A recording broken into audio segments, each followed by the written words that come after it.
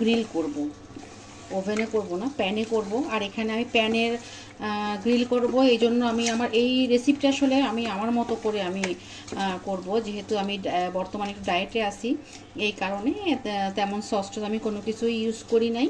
আমি জাস্ট একটু লবণ, গুঁড়ামরিচ, আদা বাটা, একটু রসুন বাটা, যেহেতু মাংস একটু রসুন বাটা দিয়েছি।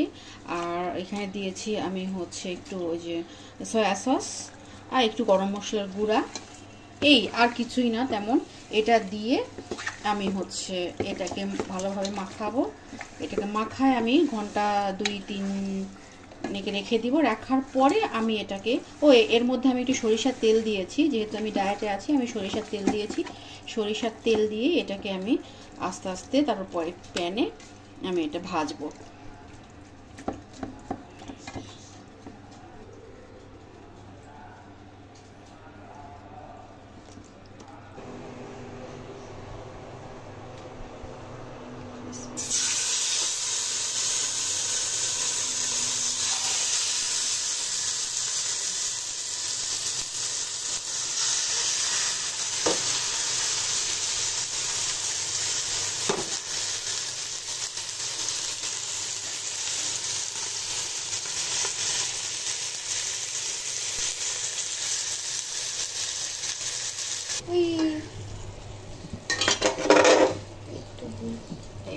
মোটামুটি মাংস সিদ্ধ হয়ে গেছে। মাংস এখনো মানে যেরকম পোড়া পোড়া হবে গ্রিলটা সেরকম হয়নি, এখনো একটু সময় লাগবে, আস্তে আস্তে অনেক সময় নিয়ে হবে,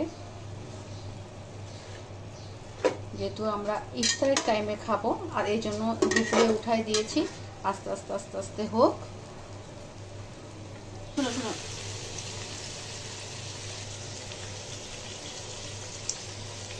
এখানে প্রায় হয়ে আসছে, যেহেতু গ্রিলটা বেশি পোড়া পোড়া করবো না,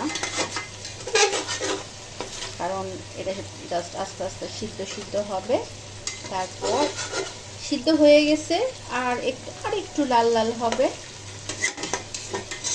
তাহলেই হয়ে যাবে। আর আমি তো তেলটা আসলে হচ্ছে সরিষার তেলটাই ইউজ করেছি।